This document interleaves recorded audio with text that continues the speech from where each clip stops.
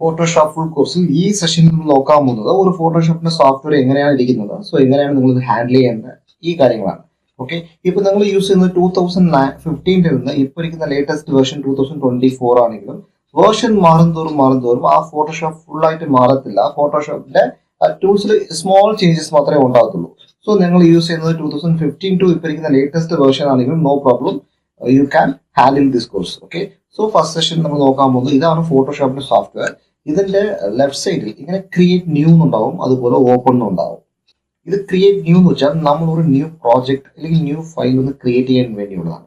Open എന്ന് വെച്ചാൽ already നമ്മൾ ഇരിക്കുന്ന പ്രോജക്റ്റിന് ഓപ്പൺ ചെയ്യാന്നുള്ളതാണ്. ഓക്കെ, ഇപ്പോൾ ഈ ക്രിയേറ്റ് ന്യൂ നിങ്ങൾ ക്ലിക്ക് ചെയ്യുന്നുണ്ടെങ്കിൽ ഡയറക്റ്റ് ആയിട്ട് നിങ്ങൾക്ക് ഇങ്ങനെ തന്നെ ഒരു വിൻഡോ ഒന്ന് ഓപ്പൺ ആവും. അതിനകത്ത് നിങ്ങൾക്ക് വിത്ത് ഉണ്ടാവും, ഹൈറ്റ് ഉണ്ടാവും, അതുപോലെ റെസൊല്യൂഷൻ ഉണ്ടാവും. സോ എക്സാമ്പിൾ നിങ്ങളെ വിത്ത് 300, ഹൈറ്റ് 200, റെസൊല്യൂഷൻ 300 എന്ന് കൊടുത്തതിനു ശേഷം ജസ്റ്റ് നമ്മൾ ക്രിയേറ്റ് കൊടുത്താൽ മതി. അതുപോലെ ഇവിടെ നോക്കേണ്ടത് pixels and inches, centimetres, millimetres, points ഇതൊക്കെ ഉണ്ടാവും. സോ നിങ്ങൾ മെജോറിറ്റി നമ്മൾ യൂസ് ചെയ്യുന്നത് പിക്സൽസ് ബേസ് ചെയ്താണ്. ഓക്കെ, സോ പിക്സൽസ് മാത്രം നിങ്ങൾ കണക്ട് ചെയ്താൽ മതി. ചിലപ്പോൾ നമുക്ക് ഇഞ്ചസ്, മില്ലിമീറ്റേഴ്സ് യൂസ് ആവും. മെജോറിറ്റി ആ ഇഞ്ചസും മില്ലിമീറ്റേഴ്സും തന്നെ നമ്മൾ പിക്സൽസിൽ കൺവേർട്ട് ചെയ്ത് ഇവിടെ എത്രയാണെന്ന് ആവശ്യമുള്ളത് നമ്മൾ വർക്ക്ഔട്ട് ചെയ്താണ്. So you can focus in pixels. അതുപോലെ ഈ റിസൊല്യൂഷൻ നമ്മൾ കൊടുക്കുമ്പോൾ അതുപോലെ പിക്സൽസ്, ഇഞ്ചസ് ഉണ്ടാവണം, അത് നോക്കിയോളൂ. That's all. സോ ഇതിനെ കുറിച്ച് നമ്മൾ പിന്നെ നോക്കാം. സോ ജസ്റ്റ് ഇത് ഇത്രയും നിങ്ങൾ ഫോക്കസ് ചെയ്താൽ മാത്രം മതി. ജസ്റ്റ് ക്രിയേറ്റ് കൊടുത്താൽ മതി. ഇതുപോലെ നിങ്ങൾക്ക് വൈറ്റ് സ്ക്രീനിൽ നിന്ന് നമുക്ക് ഓപ്പൺ ആവും. ഓക്കെ, ഇതിന്റെ പുറത്ത് നമ്മളൊന്ന് വർക്ക്ഔട്ട് ചെയ്ത് നോക്കാൻ പറ്റും. സോ അതുപോലെ നിങ്ങൾ ജസ്റ്റ് ഓപ്പൺ നിങ്ങൾ ചെയ്യുന്നുണ്ടെങ്കിൽ നമുക്ക് ആൾറെഡി ഇരിക്കുന്ന ഏതെങ്കിലും ഒരു ഇമേജസിനെ ഓപ്പൺ ചെയ്ത് അകത്ത് കൊണ്ടുവരാനോ, ഇല്ലെങ്കിൽ ആൾറെഡി നമ്മൾ വർക്ക് ചെയ്ത് വെച്ചിരിക്കുന്ന ഏതെങ്കിലും ഫയലിനെ നമ്മൾ അകത്ത് കൊണ്ടുവരാനോ അത് യൂസ് ആവും. ജസ്റ്റ് ഓപ്പൺ ചെയ്ത് എനിക്കൊരു ഈ ഇമേജ് ആണ് ഞാൻ അകത്ത് കൊണ്ടുവരുന്നുണ്ടെങ്കിൽ ആ ഇമേജ് നമ്മുടെ പർട്ടിക്കുലർ ഡെസ്ക്ടോപ്പിലോ നമ്മുടെ സിസ്റ്റത്തിൽ എവിടെയാണോ ഉള്ളത് ജസ്റ്റ് അതിനെ ഡബിൾ ക്ലിക്ക് ചെയ്താൽ മതി. ജസ്റ്റ് നമുക്ക് ആ ഇമേജ് വർക്ക്ഔട്ട് ആവും, ആ ഇമേജ് ഓപ്പൺ ആവും. ആ ഇമേജിൽ തന്നെ നമ്മൾ വർക്ക്ഔട്ട് ചെയ്ത് നോക്കിയോളാൻ പറ്റും. ഓക്കെ, സോ അതുപോലെ ഈ കാണുന്ന ഈ സൈസ് നിങ്ങൾ ഈ കാണുന്ന ഇമേജ് ഒക്കെ നിങ്ങൾ ഫ്രഷ് ആയിട്ട് ഫോട്ടോഷോപ്പ് സോഫ്റ്റ്വെയർ ഓപ്പൺ ചെയ്യുമ്പോൾ ഈ ഇമേജ് ഒക്കെ നിങ്ങൾക്ക് കാണത്തില്ല. ഇതൊക്കെ നമ്മൾ ആൾറെഡി വർക്ക്ഔട്ട് ചെയ്ത് വെച്ചിരുന്ന ഫയൽ നമുക്ക് എടുക്കാൻ ഈസി ആയിട്ടാണ് ഇവിടെ ഇരിക്കുന്നത്. ജസ്റ്റ് ആ ഫയൽ ഇപ്പോൾ ഞാൻ റീസെന്റ് ആയിട്ട് ഓപ്പൺ ചെയ്ത ഇമേജ് ഇതാണ്, അതുകൊണ്ടാണ് അത് ഇവിടെ കാണുന്നത്. ജസ്റ്റ് ഞാൻ അതിനെ ക്ലിക്ക് ചെയ്താൽ തിരിച്ച് റീ ഓപ്പൺ ചെയ്യാൻ പറ്റും. ഓക്കെ, ഫസ്റ്റ് നമുക്ക് ക്രിയേറ്റ് ന്യൂ കൊടുക്കാം. ക്രിയേറ്റ് ന്യൂ കൊടുത്ത് ജസ്റ്റ് അതിന് ഏറ്റതുപോലെ നമുക്ക് വിത്ത് 300, ഹൈറ്റ് 200, റെസൊല്യൂഷൻ 300. റെസൊല്യൂഷൻ എപ്പോഴും നോക്കിക്കോളണം. റെസൊല്യൂഷൻ മെയിൻ 300 നിങ്ങൾ യൂസ് ചെയ്യണം. കാരണം നിങ്ങളെ ഒരു ബിസിനസ് കാർഡ് ആണെങ്കിലോ, ഫ്ലൈയേഴ്സ് ആണെങ്കിലോ, ഇല്ല ഫേസ്ബുക്കിന്റെ ബാനേഴ്സ് ആണെങ്കിലോ, ഏതൊരു സോഷ്യൽ മീഡിയ പ്ലാറ്റ്ഫോം യൂസ് ചെയ്യുമ്പോഴും ജനറൽ റെസൊല്യൂഷൻ 300 മെയിൻ ആയിട്ട് ഉണ്ടാവണം. അത് നോക്കണം. ജസ്റ്റ് ഇപ്പൊ ഞാൻ ക്രിയേറ്റ് കൊടുക്കുകയാണ്. ഓക്കെ, അതുപോലെ നമ്മൾ ഇവിടെ നോക്കേണ്ടത് ഈ കാണുന്ന ലെഫ്റ്റ് സൈഡിലുള്ളതൊക്കെ ഫോട്ടോഷോപ്പിലെ ടൂൾസ് ആണ്. ഓക്കെ, ഈ ഓരോ ടൂൾസിനും ഓരോ യൂസും ഉണ്ടാവും. ഈ ടൂൾസിന്റെ ലെഫ്റ്റ് സൈഡിൽ നിങ്ങൾ ഇങ്ങനെ ക്ലിക്ക് ചെയ്യുന്നുണ്ടെങ്കിൽ ഈ ടൂൾസ് 2 ലൈനായിട്ട് മാറുന്നത് കാണാൻ പറ്റും. അതുപോലെ ഇവിടെ ക്ലിക്ക് ചെയ്യുന്നുണ്ടെങ്കിൽ ഈ ടൂൾസ് തിരിച്ചും സിംഗിൾ ലൈനായിട്ട് മാറിക്കൊള്ളും. ഒരു ടൂൾസിന്റെ ഈ കാണുന്ന ടൂൾസിന്റെ അകത്ത് തന്നെ ഇന്നും 3 or 4 ടൂൾസ് ഉണ്ടാവും. ജസ്റ്റ് ഇതിനെ നിങ്ങൾ റൈറ്റ് ക്ലിക്ക് ചെയ്തുകൊണ്ടെങ്കിൽ ഈ ഐക്കോണിന്റെ അകത്ത് വേറെ ഏതൊക്കെയാണ് ടൂൾസ് ഉണ്ടെന്നുള്ള കാര്യം നമുക്ക് നോക്കാൻ പറ്റും. അപ്പൊ ഇതിനെ ക്ലിക്ക് ചെയ്ത് റൈറ്റ് ക്ലിക്ക് ചെയ്തുകൊണ്ടെങ്കിൽ നമുക്ക് ഈ ടൂൾസിന്റെ അകത്ത് വേറെ ഈ ഐക്കോൺസിന്റെ അകത്ത് വേറെ ഏതൊക്കെയാണ് ടൂൾസ് ഉണ്ടെന്നുള്ള കാര്യം നമുക്ക് നോക്കാൻ പറ്റും. അതുപോലെ ഈ ഉയരെ കാണുന്നതൊക്കെ മെനൂസ് ആണ്. സോ മെനൂസ് നമുക്കൊന്ന് ഓരോന്നും പ്രോജക്ട് ചെയ്തോ നമുക്ക് അറിയാൻ പറ്റും. ഈ വിൻഡോസിൽ ചെന്ന് ജസ്റ്റ് വർക്ക് സ്പേസില് നിങ്ങൾ ഇരിക്കുന്നത് എവിടെയാണെന്ന് നോക്കിയോളുക. സോ ഇതില് ഇപ്പൊ നമുക്ക് എസെൻഷ്യൽസ് ഡിഫോൾട്ടില് ഇരിക്കാമെന്ന് നോക്കിയോളൂ. സോ എസെൻഷ്യൽ ഡിഫോൾട്ട്സ് ഇരുന്നാലേ നിങ്ങൾക്ക് സ്ക്രീൻ സൈസ് ഇങ്ങനെ ഉണ്ടാവുള്ളൂ. ഇപ്പൊ സപ്പോസ് വിൻഡോസിൽ ചെന്ന് വർക്ക് സ്പേസിൽ ഞാൻ കൊടുക്കുന്ന മോഷൻ ആണെന്നുണ്ടെങ്കിൽ ടോട്ടലി ഈ സ്ക്രീൻ മാറുന്നത് കാണാൻ പറ്റുന്നുണ്ട്. ചിലപ്പോൾ ഇതുപോലെ ഈ സ്ക്രീൻ മാറിയിരുന്നുണ്ടെങ്കിൽ നിങ്ങൾ കൺഫ്യൂസ് അടിക്കേണ്ട ആവശ്യമില്ല. ജസ്റ്റ് നമ്മുടെ ഈ വീഡിയോസ് നിങ്ങൾ കംപ്ലീറ്റ് ചെയ്യാൻ ജസ്റ്റ് ഈ നീഡ് ടു എസെൻഷ്യൽസ് ഡിഫോൾട്ട് നിങ്ങൾ കൊടുത്താൽ മതി. അപ്പോൾ ജനറൽ ആയിട്ട് എല്ലാവർക്കും ഇതുപോലത്തെ സ്ക്രീനിലാണ് ഇരിക്കുന്നത്. ഓക്കെ, അതുപോലെ ഇപ്പൊ ഞാൻ പറയുമ്പോൾ ഏതെങ്കിലും ഒരു ടൂൾസ് നിങ്ങൾക്ക് മിസ്സായിരുന്നുണ്ടെങ്കിൽ നിങ്ങൾ കൺഫ്യൂസ് അടിക്കേണ്ട ആവശ്യമില്ല. ജസ്റ്റ് വിൻഡോസിൽ ചെന്ന് ഏത് ടൂൾസ് ആണ് മിസ്സാവുന്നോ ആ ടൂൾസ് നിങ്ങൾ ജസ്റ്റ് ടിക്ക് ചെയ്താൽ മതി. ഇപ്പോ ഇവിടെയാണ് ലേയേഴ്സ് ഉള്ളത്. ജസ്റ്റ് ഈ ലേയേഴ്സ് ഞാൻ അൺടിക്ക് ചെയ്താൽ ഇവിടെ ലേയേഴ്സ് കാണത്തില്ല. ചിലപ്പോൾ ഞാൻ ലേയേഴ്സിൽ ഞാൻ എന്തെങ്കിലും വർക്ക്ഔട്ട് ചെയ്യുമ്പോൾ നിങ്ങൾക്ക് ആ സോഫ്റ്റ്വെയറിന്റെ ഇതിൽ നോക്കുമ്പോൾ ലേയേഴ്സ് പല ടൂൾസ് നിങ്ങൾക്ക് മിസ്സാവും. അപ്പൊ അതുപോലെ ഇവിടെ വിൻഡോസിൽ ചെന്ന് ജസ്റ്റ് ആ ലേയേഴ്സിനെ ഞാൻ ടിക്ക് ചെയ്താൽ മതി.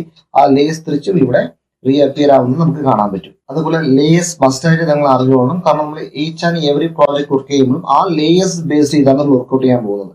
അത് ഫോട്ടോഷോപ്പ് മാത്രമല്ല, നിങ്ങൾ അഡോബ് പ്രീമിയം പ്രോ ആണെങ്കിലും ഏതൊരു എഡിറ്റിംഗ് സോഫ്റ്റ്വെയർ ആണെങ്കിലും ലേയേഴ്സ് കോൺസെപ്റ്റ് മസ്റ്റ് ആണ്. സോ ഓരോ ലേയേഴ്സ് നമ്മൾ വർക്ക്ഔട്ട് ചെയ്യുമ്പോൾ നമുക്ക് മനസ്സിലാവും.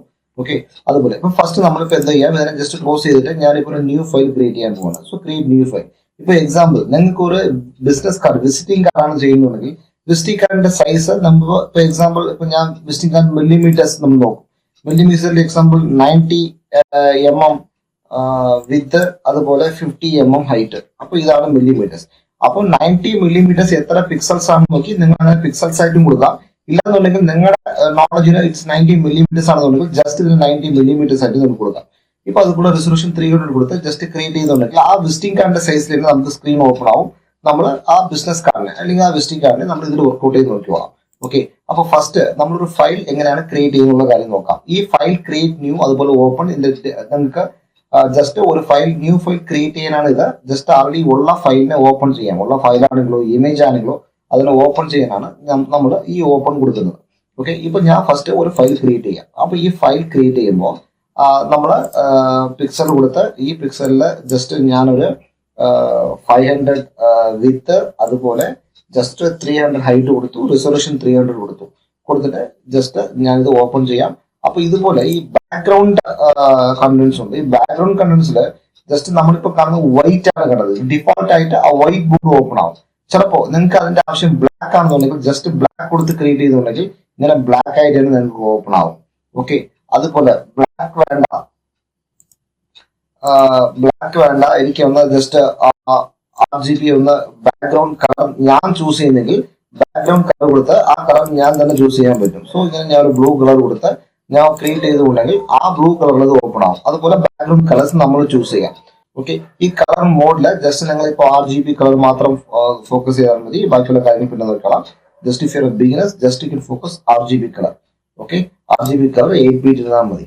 അതുപോലെ ഇവിടെ ബാക്ക്ഗ്രൗണ്ട് കണ്ടന്റ്സിൽ ജസ്റ്റ് ഇവിടെ മോർ ആക്ഷൻ നമുക്ക് പോയെന്നുണ്ടെങ്കിൽ എനിക്ക് ഇവിടെ ഇന്നും നിറച്ചതിന്റെ ഓപ്ഷൻസ് നമുക്ക് ഉണ്ടാവുന്നത് ആപ്പിൾ RGB ഇമേജ് P3.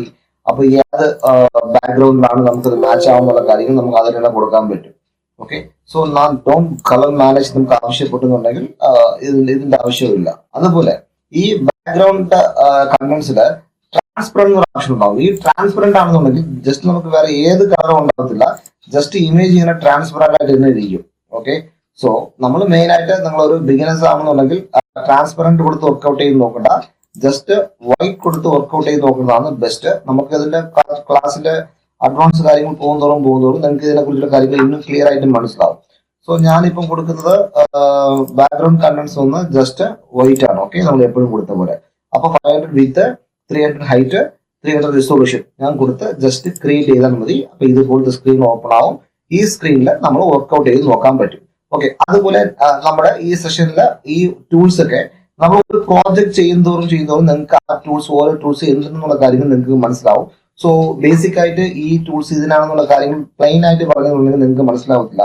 അതൊരു പ്രോജക്റ്റ് ആയിട്ട് വർക്ക്ഔട്ട് ചെയ്ത് നോക്കുമ്പോൾ നിങ്ങൾക്ക് എന്തുകൊണ്ടാണ് ഈ ടൂൾസ് യൂസ് ചെയ്യുന്നുള്ള കാര്യങ്ങൾ നിങ്ങൾക്ക് മനസ്സിലാവും. ഓക്കെ, അതില്ലാതെ നിങ്ങൾക്ക് ഈ ഓരോ ടൂൾസിനും മാത്രമുള്ള സെപ്പറേറ്റ് ട്യൂട്ടോറിയൽ വേണമെന്നുണ്ടെങ്കിൽ അത് ഈ വീഡിയോയുടെ താഴെ ഡിസ്ക്രിപ്ഷൻ തന്നെ ഇട്ടിട്ടുണ്ട്. നിങ്ങൾ ആ വീഡിയോ ചെയ്ത് നമ്മൾ നോക്കിക്കോളാം. ഓക്കെ, ഈ ക്ലാസ് ഫുൾ പ്രോജക്ട് ബേസ് ചെയ്തുള്ളതാണ്. സോ നെക്സ്റ്റ് സെഷനിൽ നമ്മൾ അടുത്ത കാര്യം നോക്കാം.